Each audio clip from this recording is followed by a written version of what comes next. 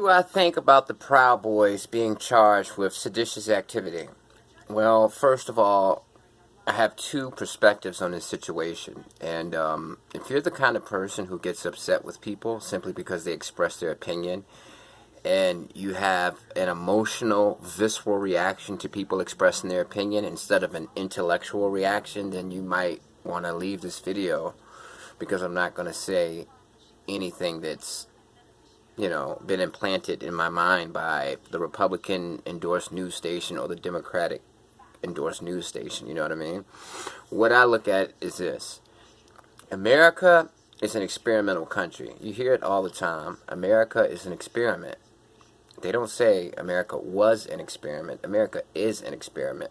America was officially created in 1776, and we were created, basically, we were hanging on by a thread. If it weren't for Benjamin Franklin encouraging the French government to help us out, we would have lost that war, the Revolutionary War, simply because America wasn't ready. We had too many people in America who were still loyal to England, and George Washington's army wasn't ready. It was a bunch of illiterate farmers who had never fought a battle in their life. They didn't even have proper uniforms. George Washington was struggling, trying to figure out, how am I going to feed these people? You understand what I'm saying? So it's a miracle that we won our freedom in the first place. Now, America was created with this certain spirit. Unlike other countries, being American isn't a race. It's not an ethnicity. And being an American, that's an idea. That's a concept. It means that you can come from anywhere in the world, and you can come to the United States and be an American, somebody who wants to live their life on their own terms. Yes, we do agree with basic fundamental law. We do go by the Constitution. We do believe that there should be a certain degree of law and order, but at the same time, we don't want to be ruled by kings and queens. We don't want a monarchy. We don't want to be ruled by a faraway power. We don't want to be a colony. We want to be self-sufficient. We want to have religious freedom. And we want to come up with our own way of life, different from the other places. We don't want to, we want to do our own thing. That's just the American spirit. And I always like that. And I identify as being an American. I'm just as American as anybody else. My birth certificate, says that I'm an American. And that's just how I look at America, because America is only, America isn't even 300 years old. We're a baby. We're an infant compared to a country like China, which has been around for like 7,000 years. So I look at it like that.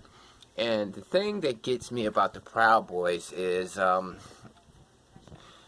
think that everybody has the right to voice their opinion. Even if I don't like your opinion, even if I think you're wrong, I do believe that everybody has the right to voice their opinion, and I do believe that everybody has the right to join any organization or group that they feel best represents their views. I don't care if you're a white guy and you think that white guys and white women are losing grip on America, and there's reverse racism going on, so you as a white man, you have to stop this and bring America back to where it's supposed to be. I don't care if you're a black person who thinks that the whole system is racist and set up for you to fail.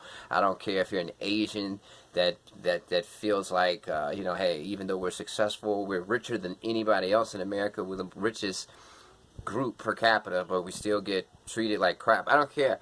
You have the right to express those views. It's not about whether I like it or not. It's about what you feel comfortable doing, and that's your right as an American. That's why America exists, because of that spirit, because of that attitude of, well, I believe this, and I don't give a damn what anybody thinks about it. I don't care what the status quo is in the rest of the world.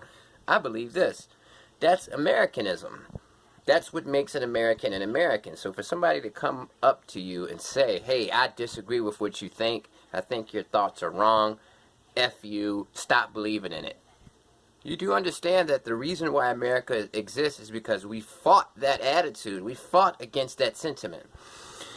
And I feel sorry for the Proud Boys, because I do understand some of what they call conservatives. I understand some of their viewpoints. But I do think that there comes a time where you have to realize that you're a pawn in a bigger game. You have legitimate gripes. You have legitimate frustrations. But the vehicle that you're in to get you to what you think is your goal is the wrong vehicle. You know, it's just like you go to a rental car place. You got 10 kids. You can't get a two-seater. So that's the wrong vehicle for your goals and your situation and what you need. But politics is entertainment. Politics is politics. What makes these politicians and these news networks so great at what they do is the fact that they know how to make us get emotional. Every time I see somebody watch the news, they get pissed off within minutes.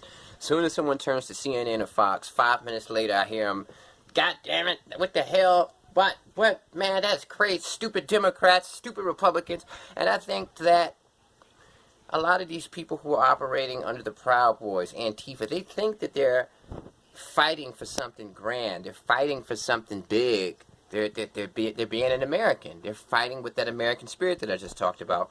But I don't think that all of them are. I think that a lot of them are just blinded by the fact that I think the politicians are so skilled at manipulating people that a lot of smart, good people who ordinarily would be good citizens and well-thinking people fell victim to the propaganda that's on their favorite news network.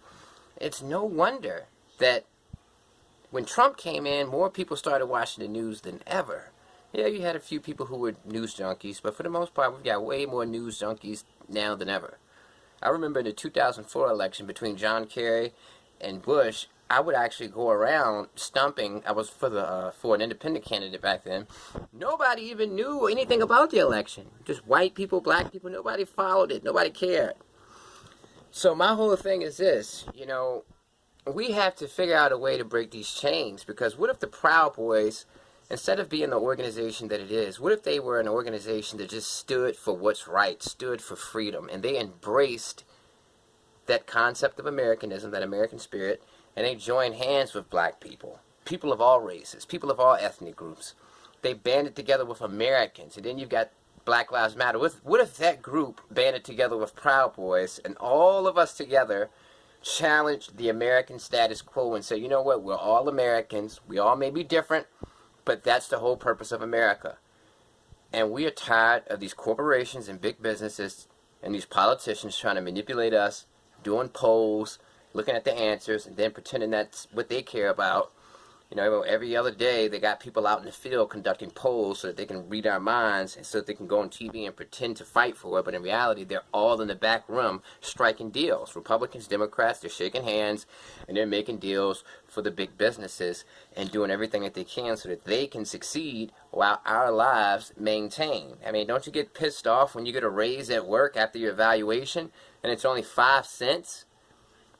You know what I mean? So what if the Proud Boys and all of these other groups, Black Lives Matter, what if everybody could hold hands and fight the system together?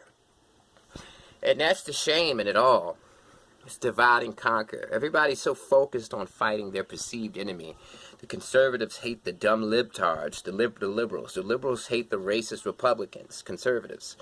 And we're so focused on fighting the wrong person. Meanwhile, the guys who we really need to be fighting are in that back room saying, okay, hey, you know, let's do this. We're going to raise rent. We're going to raise the price of water. Hey, how about these apartments? How about we just add an extra $50 and let's say it's for trash? All right? They're not going to notice. Hey, oh yeah, the oil, quart of oil, let's raise that by $1. Okay, a bag of Cheetos at Walmart, we're going to raise that by 50 cents. That's what's going on. And we're so busy fighting each other, creating these little groups like Call of Duty, fighting each other when we're missing the point. The enemy is over there.